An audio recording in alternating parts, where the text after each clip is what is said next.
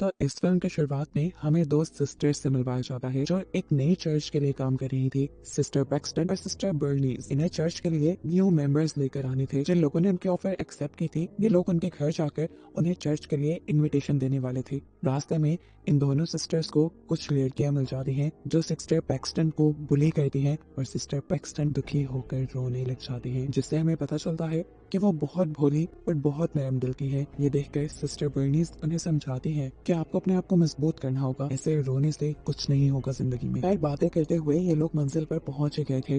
रास्ते में बारिश भी होना शुरू हो गई थी और ये दोनों भीगे हुए भी थे। ये लोग आए थे मिस्टर रीड्स के घर, जिन्हें रिलियन के बारे में कुछ सवाल करने थे। मिस्टर रीड इन्हें घर के अंदर बुलाते हैं, लेकिन बर्नीस कहते हैं नहीं, हम अंदर नहीं आ सकते। हमारे चर्च का एक रूल है कि अगर घर में कोई लेडी ना हो तो हम उस घर में नहीं जाते। तब यहाँ रीड ने कहा मेरी वाइफ है और वो किचन में ब्लूबेरी पाइस बना रही है। इन्हें ब्लूबेरी की खुशबू भी आ रही थी घर से, इसलिए उसकी बात मानते हुए ये दोनों घर के अंदर चली गई। साइकिल से इन्होंने अपनी बाहर ही पार्क कर दी थी। घर जाकर इन्होंने अपना गीला कोट उतारकर रेड को दिया और वहाँ बैठ गई। ग्रेट ने से कहा कि कुछ देर में उनकी वाइफ उनसे मिलने आ जाएंगी, आप लोग घबराए नहीं। यहाँ रेड उनसे उनकी पुरानी लाइफ के बारे में सवाल करता है, तो हम भी ये जान पाते हैं कि ये दोनों एक चर्च में ही पली बड़ी है। अब रेड इनसे सवाल करता है क्या आप लोगों को गॉड पे बिलीव है? दोनों ने हाँ में जवाब दिया। वो अब इनको बुक ऑफ मोर्मन दिखाता है, जिसे जोसेफ स्मिथ ने लिखा था। उनके मुताबिक वो पहले किसी रिलीजन को नहीं मानते थे, लेकिन फिर वो जब मुश्किल में थे तो तब एक एंजल उनकी मदद करने के लिए आई, जिसके बाद से उनका रिलीजन और गॉड पे बिलीव हो गया। ग्रीड इन दोनों से सवाल करता है कि क्या जोसेफ स्मिथ की बातें तुम्हें सच लगती हैं या नहीं, जिस पर दोनों कहते हैं हाँ, ये बातें बिल्कुल सच है, गॉड भी इसी दुनिया का हिस्सा है। वो अब दूसरा सवाल करता है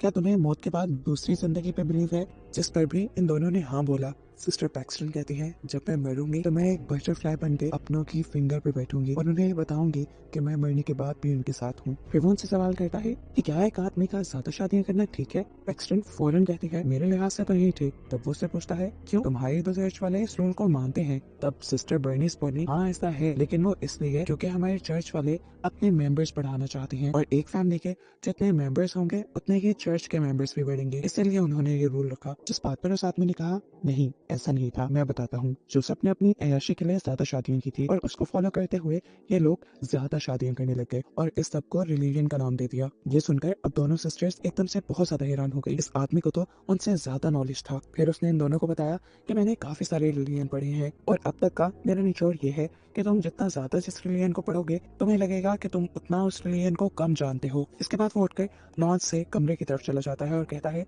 कि अगर तुम मेरी वाइफ से मिलना चाहते हो तो अंदर आ जाओ। इन लोगों को गड़बड़ लग रही थी, अंदर बिल्कुल अंधेरा था। यहाँ पर पैक्सटन ने जैसे ही कैंडल मोड़ी तो वो ब्लूबेरी फ्रेग्रेंस कैंडल थी और इससे ये लोग जान गए कि वो आदमी झूठ बोल रहा था। उसकी वाइफ नहीं थी उसके घर और ना ही वहाँ कोई ब्लूबेरी पाई बना रहा था। कुछ गड़बड़ महसूस होने पर ये लोग चर्च में कॉल करने का नाटक करते हैं, लेकिन ये आदमी कोई कच्चा खिलाड़ी नहीं था। वो इन्हें बताता है कि इसके घर की दीवारें मेटल की बनी है, जिसकी वजह से कोई सिग्नल भी अंदर नहीं आता और यहाँ की आवाजें भी बाहर नहीं जाती। इन्हें जब ये एहसास हुआ कि यहाँ पे ट्रैप हो चुके हैं तो सिस्टर बर्नीस ने कहा कि हमें उस आदमी से बात करनी चाहिए, शायद वो हमें यहाँ से जाने दे। ये लोग आगे बढ़कर उसको फॉलो करते हुए एक कमरे में चली गई। ये कमरा बिल्कुल एक चर्च की तरह बना हुआ था। आते ही उन लोगों ने उस आदमी से कहा हमें चर्च आना है, प्लीज हमें जाने दो। रेड ने जवाब दिया मैंने तुम्हें यहाँ कैद नहीं किया, फ्रंट डोर का दरवाजा अब सुबह को ही खुलेगा क्योंकि इस पर टाइमर लगा है। अगर तुम चाहो तो पीछे के दोनों दरवाजों को इस्तेमाल करके यहाँ से बाहर निकल सकते हो। वो हैरान थे कि दरवाजों पर टाइमर कौन लगाता है। खैर, इन्होंने बाहर जाने के लिए जैसे ही एक दरवाजा खोला तो वो बेसमेंट से होकर जा रहा था। इससे उन्हें जाना बेहतर नहीं लगा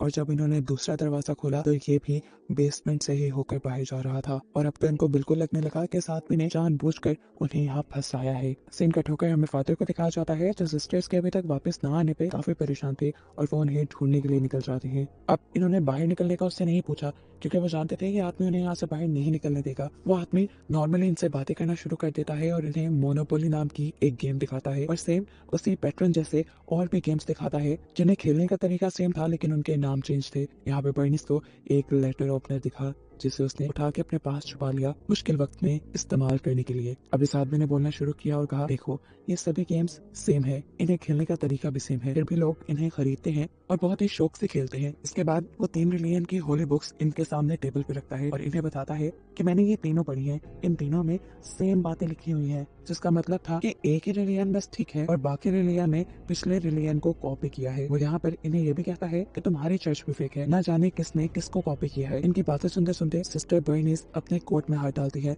उसके कोट में उसकी साइकिल की चाबियां नहीं थी, चाबियां इस टाइम पैक्सटन के कोट में खनक बात नहीं थी और वो ये देखकर जान गई कि इस आदमी ने एक प्लान के तहत उन्हें यहाँ ट्रैप किया है। उसने जरूर उनके बाइक्स के साथ भी कुछ किया है, इसीलिए चाबियां अब पैक्सटन के पास है। वो उसके ट्रैप को समझकर उसका सारा लेक्चर सुनकर उससे कहती है, आप जो भी कहे, आपका इस सारा लेक्चर सुनने के बाद भी मुझे गॉड पे और अपनी रिलीजन पे बिलीव है। उसकी बात सुनकर मिस्टर रीड वहाँ पे मुझे 2 दरवाजों पे बिलीव और डिसबिलीव लिख देता है और कहता है कि अगर तुम गॉड पे बिलीव रखती हो तो बिलीव वाले दरवाजे से जाओ, मैं भी देखता हूँ तुम्हें गॉड क्या सही रास्ता दिखाते हैं या नहीं। ये लोग अब गॉड पे बिलीव करते हुए बिलीव वाले दरवाजे के अंदर चली जाती हैं। यहाँ पे बहुत अंधेरा था, इन्होंने मोबाइल की टॉर्च ऑन की तो इन्हें वहाँ पे एक टेबल और चेयर दिखा और एक दूर छोटी सी विंडो भी दिखी जिसे लकड़ी से सील किया गया था। ये लोग चेयर उठाकर उस विंडो की सील तोड़ने की कोशिश करती हैं, लेकिन एक लकड़ी से ज्यादा वो इसे तोड़ नहीं पाई। अब सिस्टर बर्निस पैक्सटन को वो लेटर ओपनर देती है जो उसने उस आदमी के रूम से चुराया था। वो पैक्सटन को कहती है कि मैं इस आदमी को बातों में लगाऊंगी और जब मैं कुछ खास वर्ड्स बोलूंगी तो तुम ठीक वक्त पे उस आदमी के ऊपर हमला कर देना,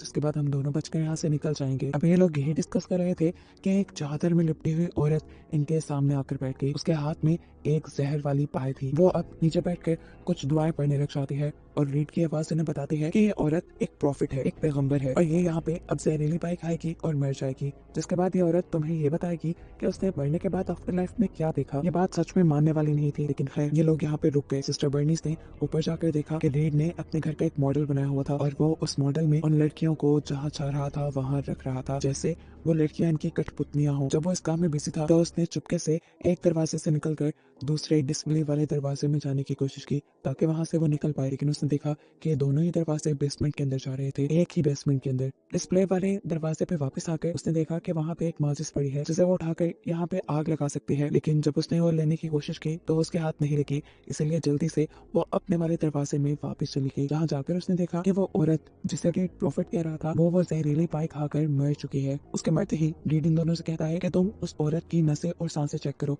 क्या वो मर गई है। ये लोग जब चेक करते हैं वो औरत सच में मर चुकी थी, जिसके बाद रीड ने कहा कि अब ये औरत उठेगी और तुम्हें बताएगी कि उसने आफ्टर लाइफ में क्या देखा। वो यही बात करता है कि अचानक उनके घर की बेल बज जाती है। ये दोनों जानती थी कि फादर ही आए होंगे यहाँ उनको ढूंढते हुए, लेकिन रीड ने जाकर झूठ बोल दिया कि मेरे घर पे इस टाइम कोई भी नहीं है, बाहर साइकिल्स भी नहीं थी, इसीलिए उसकी बात को सच मानते हुए फादर वहाँ से चले गए। यहाँ दूसरी तरफ ये लोग रीड के रूम से वो माचिस ले आई थी जो इनके पास थी। वो बेसमेंट में ये माचिस ऑन करके फादर को ये साइन देना चाहती थी कि वो यहीं पे ट्रैप है, लेकिन इससे पहले ही फादर यहाँ से चले गए। अभी वो यही सब कर रही थी कि पीछे से वो औरत भी जिंदा हो गई जिसे वो प्रॉफिट कह रहे थे। औरत ने जिंदा होते ही इन्हें बताया कि उसने मरने के बाद एक क्लाउड देखा जो जन्नत नहीं था और ये सब भी असल नहीं है। ये कहते ही यहाँ पर रेड आ गया और उस औरत को ले गया। ये सब चीजें देखकर बर्निस मानने को तैयार ही नहीं थी। वो रेड से पूछती है तुमने ये सब कैसे किया। वो मरी थी, मैंने भी चेक किया था। बर्निस इस टाइम फुल कंफ्यूज हो चुकी थी। वो उससे कहती है क्या पता ये उसका नियर डेथ एक्सपीरियंस हो, क्योंकि मैंने भी बचपन में नियर डेथ एक्सपीरियंस किया हुआ है और जब मैं बिल्कुल मरने के करीब थी तब मैंने भी ऐसी ही कुछ चीजें हेलुसिनेट की थी,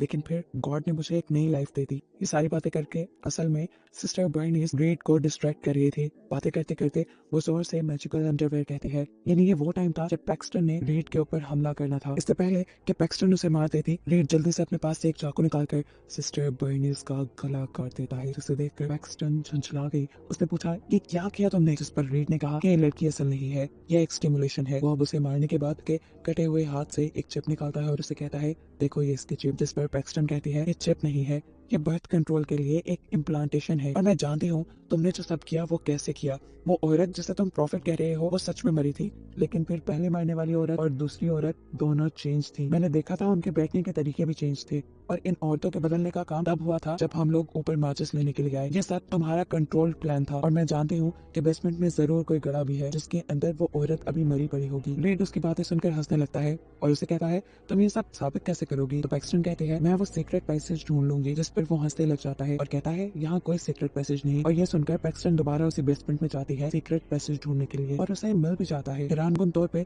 उसकी थ्योरी बिल्कुल सच थी। वहाँ पैसेज में उस मरी हुई औरत की लाश भी पड़ी हुई थी। उसने वापस आकर रीड से कहा मैंने कहा था ना ये सब तुम्हारा कंट्रोल्ड है। उसकी ये बात सुनकर अब रीड परेशान होने के बजाय उल्टा खुश हो रहा था। असल में रीड चाहता था कि पैक्सटन ये सब कुछ समझे जो उसने किया। अब वो यहाँ के सारे रूम्स में जाती है। एक रूम ऐसा था जहाँ पर उसी की साइकिल का लॉक लगा हुआ था। वो अपनी साइकिल की इस्तेमाल करते हुए उस लॉक को जब खोलती है तो अंदर बहुत सारी औरतें कैद थी, जिन्हें देखकर वो परेशान हो गई। अब उसके पास रीड आया और उसने कहा कि तुम्हें समझ आई कि असली रिलीजन कौन सा है, जिसके जवाब में वो एक लंबी स्टोरी सुनाना शुरू करती है। उसकी आवाज में दुख नजर आ रहा था। उसने बोलना शुरू किया और कहा कि तुमने सब प्लान किया हुआ था, जब से हम यहाँ आए तब से तुमने प्लानिंग करना शुरू कर दी। हमारे हाथ से हमारे कोट लिए और साइकिल की चाबियां निकाल ली, साइकिल को अंदर रखा और फिर तुमने वो सब करवाना शुरू कर दिया जो तुम चाहते थे। सारी चीजें तुम्हारे कंट्रोल में थी। मतलब तुम ये समझाना चाह रहे हो कि असली रिलीजन कंट्रोल है तुम्हारे ही मुताबिक। हम जिस भी रिलीजन को फॉलो कर रहे हैं वो सिर्फ हमारे माइंड को कंट्रोल कर रहा है। वो सब हमारी सोच नहीं है, बल्कि हमारे रिलीजन के थ्रू हमें कंट्रोल करवाया जा रहा है। ये सुनकर अब रीड खुश हुआ था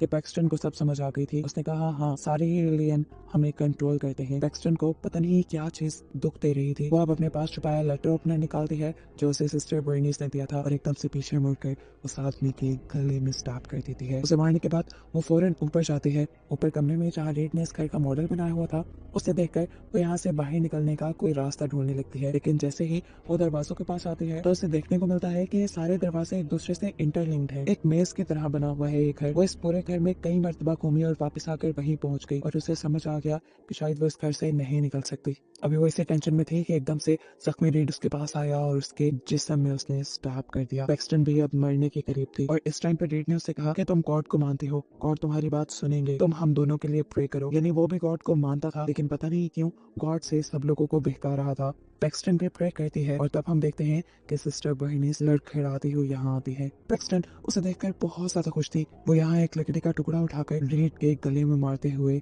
उसे जान से मार देती है। पैक्सटन खुश थी कि रेड मर गया था और अब उसके साथी उसके पास थी, लेकिन कुछ ही देर में सिस्टर बर्नीस की डेथ हो गई, जो देखकर पैक्सटन को बहुत दुख हुआ। अब पैक्सटन दोबारा ऊपर गई और उसने दोबारा रेड के घर का मॉडल देखा और उसे एक खिड़की के बारे में पता चल गया जिससे वो बाहर निकल सकती थी। जल्दी से वो इस खिड़की को खोलकर फाइनली यहाँ से बाहर निकल गई, यहाँ से आजाद हो गई। और यहाँ से निकलते ही एक तितली आकर उसके हाथ पे बैठी। वो जानती थी ये सिस्टर बर्नीस की ही सोल है जो उसे बताना चाह रही है कि वो हमेशा उसके साथ रहेगी। ये देखकर वो खुश हुई और उसका इस चीज पे भी बिलीव बन गया कि मरने के बाद भी एक आफ्टर लाइफ है। उसके बाद समझते ही वो बटरफ्लाई यहाँ से गायब हो जाती है और यहीं पे ये स्टोरी भी खत्म हो जाती है।